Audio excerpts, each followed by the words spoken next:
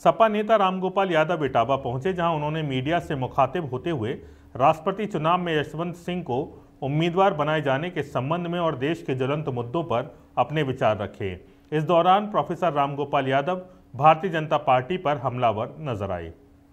सदस्य कोई मेंबर बनाता है तो वो सक्रिय सदस्य कहलाता है। ये 30 जून को पिछली सदस्यता खत्म हो गई, इसलिए विधान के अनुसार पार्टी के इसके बाद नई सदस्यता शुरू होना जरूरी है, नई तरह उसका करना जरूरी है। उसी के तहत पूरे उत्तर प्रदेश में ये प्रारंभ हुई है। आज इटावा में मैंने इसको शुरू किया है और हमारा लक्ष्य ये है कि हर बूथ पर कम से कम 2 और अधिक से अधिक जितने हमारे कार्यकर्ता बना सकें सक्रिय सदस्य बनाएं। राष्ट्रपति चुनाव है, इस तरह से लग रहा है किस दल का राष्ट्रपति चुना जाएगा इस बार, क्या संभावना है? देखिए, ऐसा है, राष्ट्रपति का चुनाव हो या उपराष्ट्रपति का चुनाव हो, वो राजनीतिक दल कौन किस पार्टी को समर्थन, किस उम्मीदवार को समर्थन दे रहा है, ये सारे लोग जानते हैं। और उनके मतों की संख्या क्या है ये भी सर्वविदित है, आप सब जानते हैं।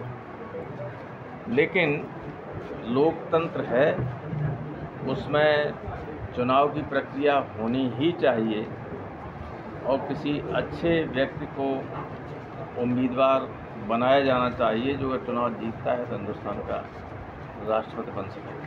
क्योंकि देश की इस कुर्सी पर राजेंद्र बाबू, राधाकृष्णन, डॉक्टर जाकिर हुसैन,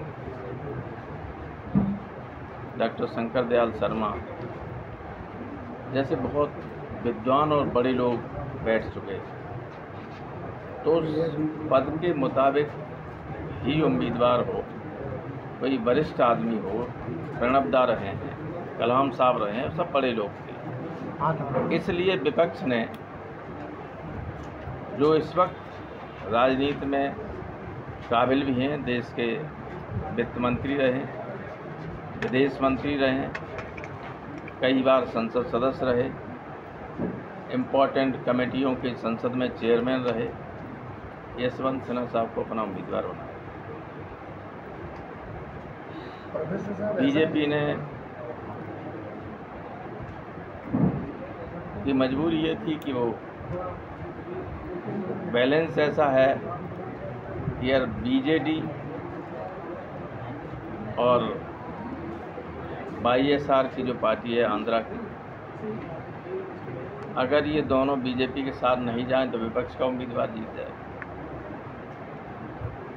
इसलिए बीजेपी को बीजेडी के उम्मीदवार को अपना प्रत्याशी बनाना पड़ा, अपना बहुमत बनाए रखने के लिए। अब चुनाव 18 को है। अगर अंतरात्मा की आवाज़ पे कुछ लोगों ने वोट दिया